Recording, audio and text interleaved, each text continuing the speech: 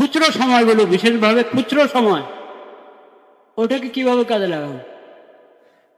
আমাদের শরীয়তে, নবী করিম সাল্লাল্লাহু আলাইহি ওয়াসাল্লামের পবিত্র সিরাতে এরকম শত নেকামল আমাদেরকে শেখানো হয়েছে, যেটা জন্য অনেক বড় আয়োজনের প্রয়োজন হয় না। অনেক বড় আয়োজনের কি হয় না প্রয়োজন।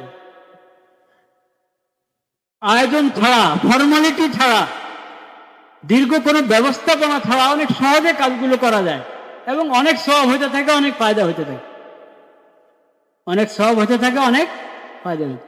এরকম শত নেকামল নবী করিম সাল্লাল্লাহু আলাইহি ওয়াসাল্লাম আমাদেরকে শিখিয়েছে। বলা হয়েছিল যে এই নেকামলগুলোর একটা তালিকা এবং সংক্ষিপ্ত কিছু আলোচনা করা হবে ইনশাআল্লাহ। আজকে আমরা ওই বিষয়ে আলোচনা শুরু করতে চাচ্ছি। ইন্না আবওয়াবাল খাইরি লাকাসীরাতুন।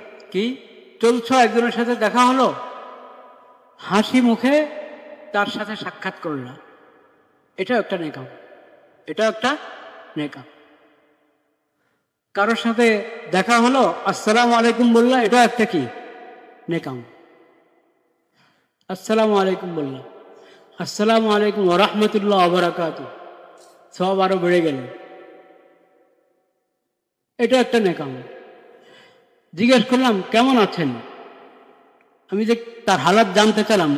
ওই পরিস্থিতি হলে দ্রুত একজন যাচ্ছে, মনে হয় যেন বিশেষ ব্যস্ততা আছে, তাড়া আছে, ওর তাকে আটকা মুসাফা করব, কথা বলবো, এটা ঠিক না।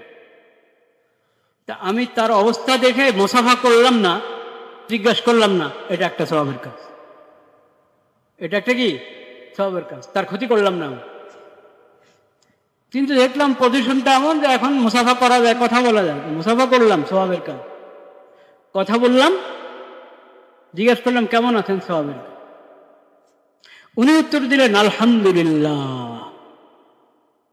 আলহামদুলিল্লাহ, আল্লাহর শুকর, আল্লাহর মেহেরবানি, সমস্ত প্রশংসা আল্লাহর জন্য, আল্লাহ আমাকে ভালো রেখেছে, বা আল্লাহ যে অবস্থায় রেখেছেন সেটাই আমার জন্য কি সবকিছু একদিক থেকে ভালো হয় তা না। একটু কষ্ট আছে, একটু অসুস্থতা আছে, এটা এই দিক থেকে তো আমার জন্য ভালো না যে আমি সুস্থ না, পুরা সুস্থ না, কিছু অস্বস্তি লাগছে, খারাপ লাগছে, কিন্তু এটার জন্য আল্লাহ আমাকে সওয়াব দান করছেন।